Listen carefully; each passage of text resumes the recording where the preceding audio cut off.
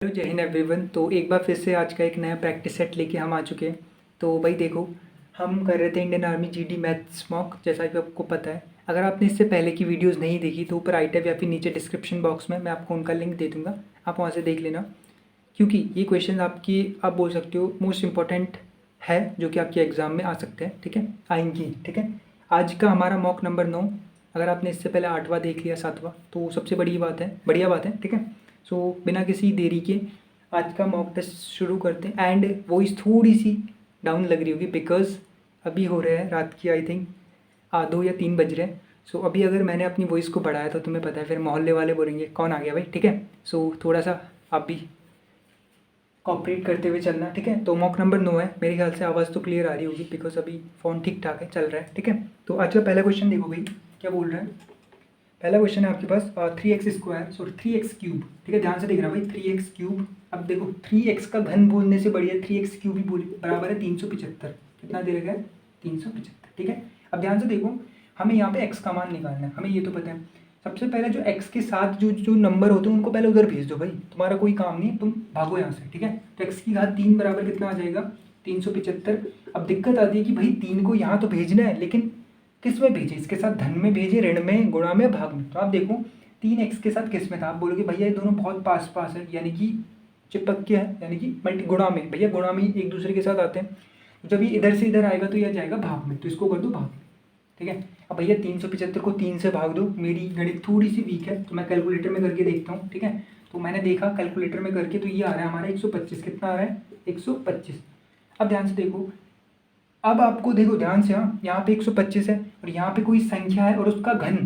तो अब आप खुद बताओ कौन से नंबर का घन, यानी कि किस नंबर का घन 125 होता है। आप बोलोगे घन का मतलब होता है किसी नंबर को 3 बार ही गुणा करना। अगर मैं 4 से शुरू करूँ, 4 का घन देखता हूँ अगर मैं, तो 4 गुणे 4 गुणे 4 होता है, यानी कि 4 चौको 16, 16 चौको 64, तो ये तो 64 आएगा। लेकिन अगर मैं यहाँ पे 5 का घन देखता हूँ, 5 का घन, तो ये आएगा 5 गुणे 5 गुणे 5, बिल्कुल सही बात। तो ये कितना आएगा, 5 पंजे 25 और 25 पंजे, ओ भाई ये तो मिल गया भाई 125। यानी कि x का मान क्या हो जाएगा मेरे भाई, क्लियर है। एक आसान से क्वेश्चन के साथ आज हमने शुरू किया और मेरे ख्याल से आपको समझ में आ भी गया होगा। ठीक है, तो ये था पहला क्वेश्चन। दूसरा क्वेश्चन देखो भाई, क्या बोल रहे हैं। दूसरा क्वेश्चन है हमारा, ठीक है, ओके, ये मैंने आई थिंक ये क्वेश्चन बता दिया है, पर चलो फिर भी देख लो। गुणा आ रखा है आपके पास 1.07 और गुणा में कितना है, कितना 10.3। ठीक है, 10.3। ये एक बार मैं रीचेक कर लेता हूँ, हाँ 0. ठीक है, अब देखो भाई, कभी भी मैंने आपको बोला कि कभी भी आपके पास इस टाइप का अगर क्वेश्चन आता है जिसमें दशमलव के इधर कुछ नंबर है, दशमलव के इधर कुछ नंबर है, कुछ देर के लिए मान लो दशमलव है ही नहीं, तो ये सिंपल गुणा क्या हो जाएगा, 107 गुणा में 103 गुणा में 103। अब भैया मुझे बहुत गुणा करना नहीं आता तो आप ही बता दो। तो 3 सते हो जाएगा 21, 2 और 3 एकम 3। ठीक है, ये 0 से पूरा 0 0 0 रहेगा और फिर 107 एकम 107, ये हो जाएगा ये। ठीक है, यहाँ पे क्रॉस क्रॉस आता है, मुझे पता है। ठीक है, अच्छा एक यहाँ आ गया, फिर 2 और 7 और 3 10, 1 और 1, तो आपका कितना आ गया, ये आ गया आपका 11 और मतलब 11,021। तो आपका आंसर कितना आया, 11,021। लेकिन भाई ये आंसर थोड़ी ना है, क्यों, क्योंकि हमने तो बिना दशमलव के निकाला है। अब दशमलव का निकालने के लिए आपको क्या करना है, इस दशमलव के दाईं तरफ देखो कितने नंबर है, आप बोलोगे 2 नंबर है। इस दशमलव के उधर कितने नंबर है, 1, तो 2 और 1 को जोड़ दो 3। तो यानी कि जो भी आपका उत्तर आया है, आंसर आया है, इसमें जो दशमलव लगेगा वो दाईं तरफ से 3 नंबर बाद, तो दाईं तरफ ये रहा, तो यहाँ से 1 2 3, यानी कि दशमलव लग जाएगा यहाँ पे। आपका राइट आंसर कितना होगा, 11.021। क्लियर है, बिल्कुल आसान से क्वेश्चन। एक बार मैं आंसर भी चेक कर लेता हूँ, 11.021, बिल्कुल सही बात। ठीक है, तो काफ़ी आसान सा क्वेश्चन। देखो भाई, बस आपको पता होना चाहिए कि कहाँ पे हमें क्या करना है। ठीक है, क्वेश्चन नंबर 2 फिनिश। 3 देखो भाई, क्या बोल रहा है, 3 है आपके पास। ठीक है, ओके, 3 बोल रहा है एक समकोण सॉरी न्यून कोण कितने डिग्री का कोण होता है। देखो सिंपल सा क्वेश्चन पूछा है, न्यून कोण कितने डिग्री का कोण होता है, न्यून कोण कितने डिग्री का होता है। तो आप खुद बताओ न्यून कोण क्या होता है। देखो भाई, कोण अगर हम सिंपल पढ़े तो कोण हमारे पास कितने प्रकार के होते हैं। पहला होता है न्यून कोण, यानी कि जो 0 से बड़ा होता है लेकिन 90 से छोटा। ठीक है, दूसरा होता है समकोण, जो ठीक 90 का होता है। तीसरा होता है अधिक कोण, 90 से ज़्यादा वो 180 से कम। ठीक है, और फिर होता है एक ऋजु कोण, या फिर उसी को बोलते हैं सरल कोण, जो कि ठीक आपका 180 का होता है। तो अभी इन्होंने हमें न्यून कोण पूछा है, हमारा आंसर होगा भैया 90 से छोटा। तो कैसे दिखाएंगे भाई, ये आ जाएगा ऐसे 90 से छोटा। तो यहाँ पे थीटा मान लो आप, कुछ भी हो, तो ये आपका आ जाएगा न्यून कोण, सॉरी इक्वल नहीं आएगा, छोटा ही आएगा, ठीक है। तो ये आपका न्यून कोण है, यानी कि 90 से छोटे जितने भी कोण हैं वो सब आपके किस में आएंगे, न्यून कोण में, ठीक है। हाँ, तो इसी के साथ आपका क्वेश्चन नंबर 3 भी भाई खत्म हुआ, बिल्कुल आसान आसान से क्वेश्चन, ठीक है। क्वेश्चन नंबर 4 देखो क्या बोल रहे हैं। 4 नंबर का क्वेश्चन क्या है, अच्छा दो संख्याओं का, अच्छा इससे पहले एक अर्धवृत्त का क्षेत्रफल, ठीक है। एक अर्धवृत्त है आपका, आपको पता है वृत्त कैसा होता है, वृत्त ऐसा होता है, तो आधा, तो आधा मतलब इसका आधा पार्ट काट दूँ, ये इस पार्ट को गायब ही कर दूँ। तो अगर मैं इसको गायब कर दूँ तो भाई ये क्या हो जाएगा, ये एक अर्धवृत्त हो जाएगा, ठीक है। ये इसका केंद्र है। अब इसका बोल रखा है क्या, अर्धवृत्त का क्षेत्रफल आपको दे रखा है 308, यानी कि इसका क्षेत्रफल दे रखा है आपको कितना, 308 वर्ग मीटर, है ना, 308 वर्ग मीटर, वर्ग ना, स्क्वायर आएगा भाई, ठीक है। और आपसे क्या पूछा है, आपसे पूछा है इसकी त्रिज्या। तो देखो भाई, सबसे पहली बात आपको अर्धवृत्त का क्षेत्रफल पता होना चाहिए। अच्छा आपको पूरे वृत्त का पता है, बिल्कुल भाई वो तो पता है। तो पूरे वृत्त का क्या होता है, आप बोलोगे पाई आर स्क्वायर, पक्की बात, मैंने कहा बिल्कुल सही। तो ये जो पूरे वृत्त का है इसको आधा कर दिया, तो इसको भी आधा कर दो, तो आधा मतलब बटे 2। तो ये आपका क्षेत्रफल आ गया, वो किसके बराबर दे रखा है, 308 के बराबर। तो हम लिख देंगे यहाँ पे पाई आर स्क्वायर बटे 2 बराबर कितना आ जाएगा, 308। क्लियर है, ठीक है। अब पाई का मान रख दो, सबसे पहले इस 2 को इधर भेजो, तो 2 यहाँ है भाग में, बट्टे का मतलब भाग में, तो उधर जाएगा किस में, गुणा में, ठीक है। तो इसको गुणा कर दो उधर, ये हो जाएगा, यहाँ से मैं काट रहा हूँ इसको, ठीक है। ये हो जाएगा हमारा, अगर मैं यहाँ से सॉल्व करता हूँ इसको, तो पाई आर बराबर आ जाएगा आपका 308 और गुणा में 2, ठीक है। अभी मैं ये गुणा क्यों नहीं कर रहा हूँ आपको अभी पता चलेगा। मुझे निकालना है आर, तो आर बराबर, सॉरी पाई का मान रख दो, पाई बराबर होता है 22/7, तो हो जाएगा 22/7 गुणे आर और बराबर 308 गुणा 2। ध्यान से देखो, 2 से मैंने 22 को काटा 11 बार, 11 दूनी 22 होता है, ठीक है। और 11 दूनी 22, कितना बचा 8, 8 11 8 28, ठीक है। कुछ नहीं किया, बस काट रहा हूँ। आर बराबर कितना आ जाएगा, तो ये आ जाएगा हमारा 28 गुणा 7, कितना आ जाएगा 28 गुणा 7।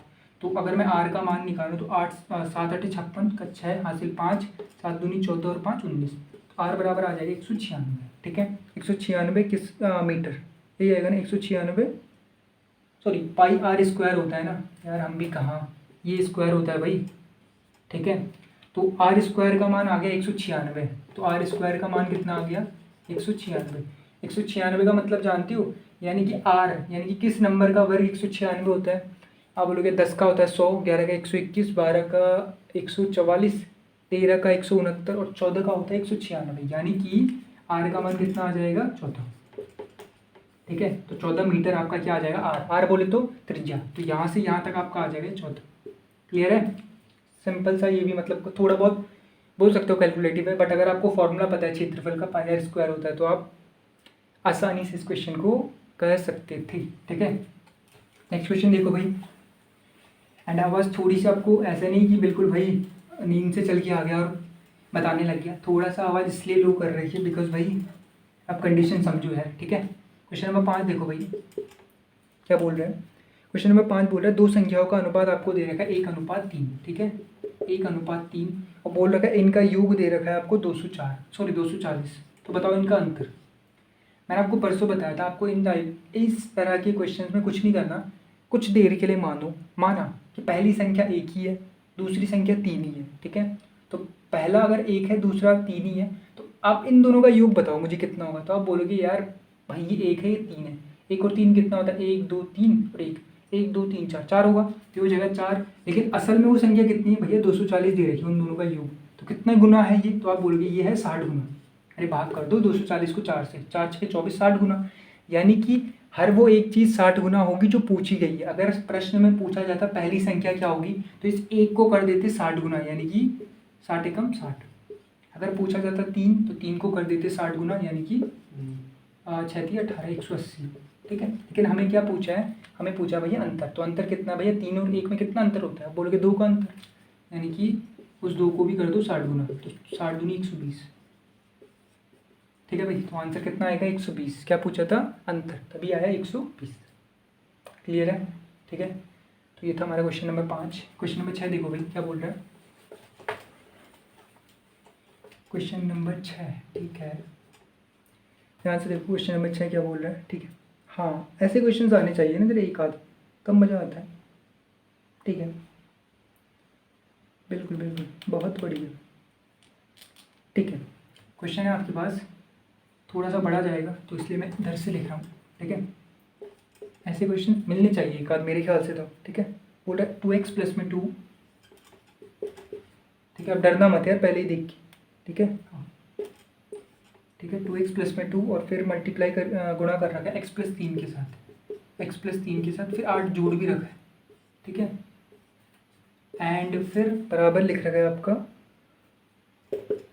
2x प्लस में 1 और फिर इसको भी गुणा कर रखा है किसके साथ, x प्लस 5 के साथ, x धन में 5 बोल रखा है। अगर ये बराबर ही है तो बताओ x का मान। अब आएगा ना मजा, बढ़िया क्वेश्चन है।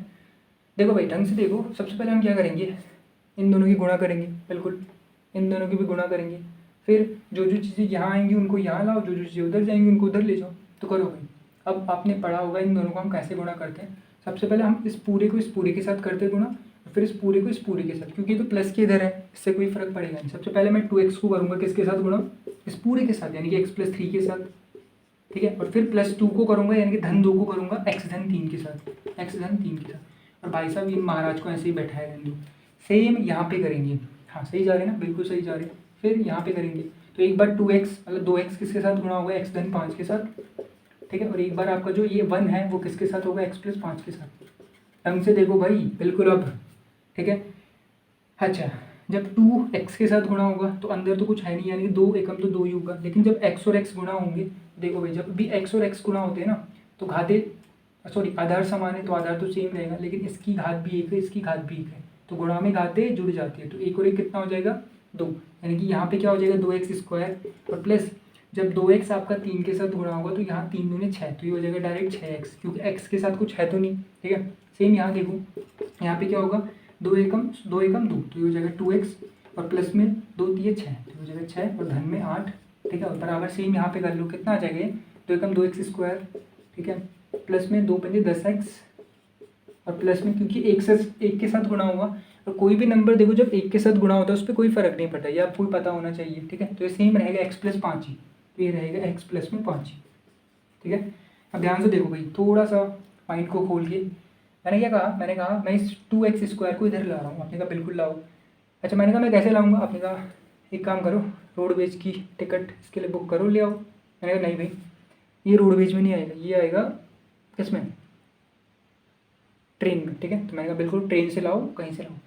तो ये जब 2x स्क्वायर इधर आएगा, आपको ही पता है एक बार ये यहाँ किसका है, इसके आगे कोई भी चिन्ह नहीं है यानी कि धन का है। धन वाली चीज़ जब इधर आती है ऋण में आएगी, अब ये वाली चीज़ इधर आके ऋण में, और ये ऑलरेडी यहाँ से धन में। आप खुद बताओ आपके पास 5 रुपये है और उधर से कोई -5 रुपये ले आए तो दोनों कट जाएंगे ना आपस में। ठीक है भैया, उतना ही धन है उतना ही ऋण है, तो दोनों आपस में मिलके ख़त्म हो जाएंगे, यानी कि मैं इन दोनों को यहीं से काट सकता हूँ।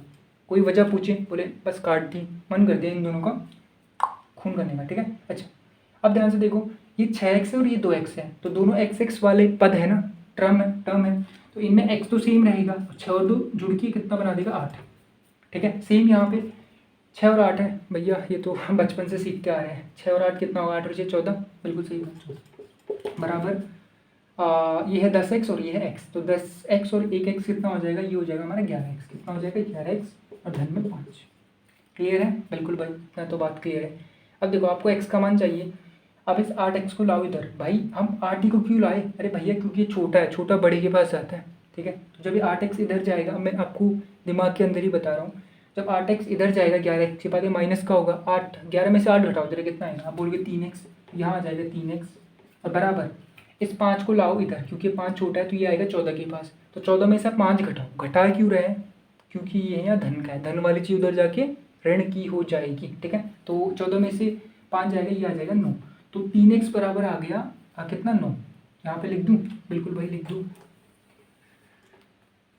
हाँ 3x बराबर आ जाएगा 9, तो x बराबर कितना आ जाएगा 9/3। कोई ये नहीं पूछेगा 9/3 क्यों लिखा भैया, क्योंकि 3x के साथ गुणा में था, गुणा वाली चीज़ भाग में, 3 तिया 9, तो x बराबर कितना आ जाएगा 3।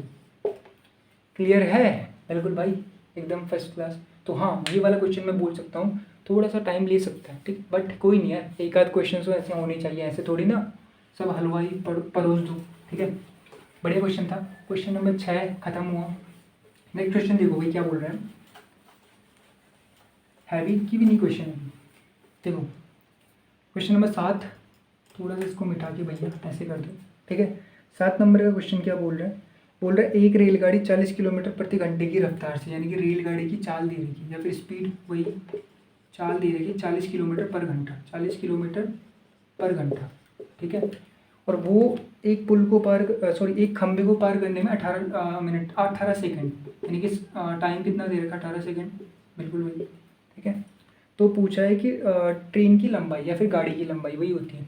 अब ध्यान से देखो भाई, मैंने आपको बताया था जब भी थोड़ा सा काम डाउन, जब भी कोई भी ट्रेन या फिर कोई भी गाड़ी भी किसी भी खंबे को पार करती है तो उस टाइम पे जो दूरी होती है वो उस ट्रेन की ही लंबाई होती है या फिर गाड़ी की ही लंबाई होती है। आप खुद बताओ, चाल का आपने सूत्र पढ़ा है बचपन से, चाल बराबर क्या होता है, आप बोलोगे दूरी बटे समय, बिल्कुल सही बात, दूरी बटे में समय, ठीक है। अच्छा मैंने कहा दूरी तो आपको निकालनी है, तो आप क्या करोगे, समय को इधर भेजोगे, भेजोगे नहीं भेजोगे, तो आपने कहा बिल्कुल ठीक है। लेकिन जब आप समय को इधर भेजोगे तो आप ये यहाँ किस में आएगा, दूरी तो यहाँ है ही, समय किस में जाएगा। आपने कहा कि यार ये बट्टे में है, बट्टे का मतलब होता है भाग, तो भाग की चीज़ जब उधर जाएगी तो गुणा में जाएगी ना, बिल्कुल सही बात, तो आ जाएगा चाल गुना समय, चाल गुने समय, क्लियर है। चाल कितनी दे रखी है 40 और गुणे समय कितना दे रखा 18। लेकिन एक बात आपने ध्यान नहीं की भैया, जो समय दे रखा है वो दे रखा है सेकंड में और चाल है किलोमीटर पर घंटा में। अब बताओ, मैंने अभी आपको बताया था कि जब भी हम किसी चीज़ को किलोमीटर पर घंटे से मीटर पर सेकंड में बदलते हैं, क्योंकि चाल हमें सेकंड में दे रखी, यानी कि हमें इसे मीटर पर सेकंड में बदलना होगा, तो हम क्या करते हैं, आप बोलोगे हम 5/18 का गुणा करते हैं, बिल्कुल सही। तो यहाँ पे कर दूँ तो 40 गुणे 5/18, सही है। 18 से 18 कट गया, ये देखो देते इसलिए ताकि कट जाए, तो 40 पंजे कितना होता है भैया, देख लो कैलकुलेशन थोड़ी सी वीक है, 200 मीटर। ये 200 मीटर क्या आया भैया, दूरी नहीं आई, आई तो दूरी, लेकिन ये 200 मीटर आई उस गाड़ी की लंबाई जिसने कि उस खंबे को 18 सेकंड में पार किया, क्लियर है। तो मेरे ख्याल से ठीक ठाक क्वेश्चन आ रहे हैं, ठीक है। ओके नेक्स्ट क्वेश्चन देखो, क्वेश्चन नंबर 8 आ गया ना समझ में, कुछ नहीं था, चाल बराबर दूरी बटे समय, वो वाला सूत्र लगाते हैं, ठीक है। क्वेश्चन नंबर 8 देखो मेरे भाई, क्वेश्चन नंबर 8 क्या बोल रहे हैं, ठीक है। ये हो गया, अच्छा ए स्क्वायर प्लस में बी स्क्वायर, ए प्लस में बी का होल स्क्वायर और माइनस में ए स्क्वायर और माइनस में बी स्क्वायर, और इसका मान हमें निकालना है। देखो भाई ए प्लस बी का होल स्क्वायर हमें सबको पता है, बिल्कुल बचपन से पढ़ते आ रहे, कितना होता है ज़रा बताओ फटाफट से। तो ए प्लस बी का होल स्क्वायर होता है ए स्क्वायर, ठीक है, प्लस में बी स्क्वायर और प्लस में 2a, यही होता है, बिल्कुल होता है। और बाकी पीछे क्या था, माइनस का ए स्क्वायर माइनस का बी स्क्वायर, ठीक है। अब वही चीज़ कि भैया ये माइनस का ए स्क्वायर है और ये प्लस का, इसके आगे कोई चिन्ह नहीं है, मतलब प्लस का है, तो प्लस से माइनस कट गई, बिल्कुल यहाँ पे भी प्लस से माइनस कट गया, बिल्कुल। तो बचा कौन भाई, सिर्फ 2ab, तो ये इसका क्या हो जाएगा आंसर, क्लियर है। आसान सा क्वेश्चन, आप देखो इससे आसान क्वेश्चन आपको मिलेंगे कहीं, यहाँ पे बताओ, ठीक है, छोड़ना मत यार ऐसे क्वेश्चंस को, ठीक है। हाँ नेक्स्ट क्वेश्चन देखो क्या बोल रहे हैं। अच्छा इसमें इन्होंने आपको 729 का वर्गमूल पूछा है, इसका वर्गमूल पूछा है 729 का। देखो भाई क्या होता है, क्वेश्चन ही लिखा हुआ है 700 कितने ना 29 ना, हाँ 729, तो पूछा है 729 का वर्गमूल। तो देखो भाई वैसे आप अगर ऑप्शन से जाओगे तो सही रहेगा, बट मैं निकालना बता देता हूँ। 729 लिखना है, पीछे से 2 2 के पेयर बनाओ, यानी कि 2 2 की जोड़ी, ये हो गया, आगे सिंगल बच भी जाए कोई बात नहीं। अब ऐसे किसी नंबर का वर्ग सोचो जो 7 से छोटा होता है, तो आप बोलोगे 7 से छोटा, तो 2 दूनी 4 3 3 9, 2 ही होता है, तो 2 इसको मिटा दो, 2 दूना 4, तो 7 में से 4 जाएगा 3, इस पूरे जोड़े को नीचे उतार दो, तो हो जाएगा 2 9, 2 2 को जोड़ दो 4, तो कितना आ जाएगा इतना। अब इसको कर दो 3 के साथ, 3 नहीं है, 6 जगह 36 7 49 7, तो 7 सत्ते 49 का 9 हासिल 4, 7 चौको 28 और 4 32, तो कितना आ गया भाई 27, यानी कि इसका जो वर्गमूल होगा वो 27 होगा। अगर आपको नहीं पता कि भैया 27 हो भी सकता है, नहीं 27 को 2 बार गुणा कर दो, 729 आ जाएगा। भैया वर्गमूल यही तो बोलते हैं कि किसी भी नंबर का अगर वर्ग 729 है तो उस नंबर को 2 बार गुणा करो, यानी कि 27 गुणा 27 करो, आपको चीज़ मिल जाएगी, ठीक है। आसान सा क्वेश्चन, ठीक है। और आज का लास्ट क्वेश्चन हम करते हैं, और लास्ट क्वेश्चन क्या है आज का, वह आपको एक उन्होंने श्रृंखला दे रखी है, वैसे रीजनिंग के अंदर आना चाहिए बट उन्होंने मैथ के अंदर डाल दिया। ठीक है, देखो ध्यान से क्या है क्वेश्चन। क्वेश्चन दे रहेगा 9 फिर सॉरी क्या दे रहेगा, हाँ 3 9 9 फिर 27 फिर 81 और फिर आपसे पूछा यहाँ पे क्या है। ध्यान से देखो, अगर आप देखोगे पहले 3 से 9 कैसे बना, तो आप सोचोगे गुणा 3 किया, बिल्कुल सही बात। 9 से 27 कैसे बना, गुणा 3 किया। 27 से 81 कैसे बना, गुणा 3 किया। अब देखो भाई, जिनको पहाड़ी याद नहीं है 27 का जैसे या फिर इसका, तो वो एक हिसाब से अपना यूँ लगाना कि भैया 3 तिया 9 9 तिया 27, अगली बार 27 तिया 81 हो रहा होगा। अब इस बार हमें क्या करना है, 81 तिया करना है। तो बताओ भाई कितना होता है, 81 कम 81, 81 दूनी 162, 81 तिया 200, कितना होता है 43, पता नहीं भाई देख लेना। तो 243 आपका इसका राइट आंसर हो जाएगा। क्लियर है, बिल्कुल भाई क्लियर है। ठीक है, सो इसी के साथ अच्छा एक लास्ट क्वेश्चन देख लो भाई, बोनस और एक आइडेंटिटी है, उसको याद रख लेना, कभी ट्रिग्नोमेट्री में पूछ ली जाए। क्या बोल रखा है, साइन स्क्वायर थीटा प्लस में कॉस स्क्वायर थीटा प्लस में कॉस स्क्वायर थीटा कितना होता है 1। बस ये आपको हमेशा याद रखना है। साइन स्क्वायर थीटा प्लस में कॉस स्क्वायर थीटा 1, एक और होता है आपका 1, 2 होते हैं इनफैक्ट 1। एक होता है आपका सेक स्क्वायर थीटा माइनस में टेन स्क्वायर थीटा, माइनस में टेन स्क्वायर थीटा बराबर 1 होता है। एंड एक आपका कॉसिक स्क्वायर थीटा, पूरा ही लिख लो, कॉसिक स्क्वायर थीटा माइनस में कॉट स्क्वायर थीटा, ये भी आपका 1 होता है। ठीक है, तो 1 2 एंड 3, ये 3 आइडेंटिटी या फिर क्या बोलते हैं इनको, सर्वसमीकरण या फिर जो भी बोलो, ये आपको याद रहनी चाहिए। ठीक है, तो मेरे ख्याल से आज का ये वीडियो भी आपको अच्छा लगा होगा। एंड वॉइस ये मत बोलना कि भैया मतलब भाई स्लो क्यों बोल रहे हैं।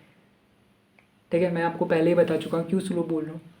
तो भाई चलते हैं। एंड अभी आज कितने तारीख हो गए, लगभग 6 तारीख हो गए। ठीक है, सो अभी आपका एग्ज़ाम लगभग 10 दिन बाद है। तो भाई जान लगा दो, मतलब फिर बाद में ये नहीं होना चाहिए कि यार काश पढ़ लेते थोड़ा। ठीक है, हाँ बिल्कुल, इसे बोलते हैं ना, रात दिन एक कर दो। एंड पक्का यार मिलेगा पॉजिटिव रिजल्ट। ठीक है, तो तब तक के लिए जय हिंद जय भारत।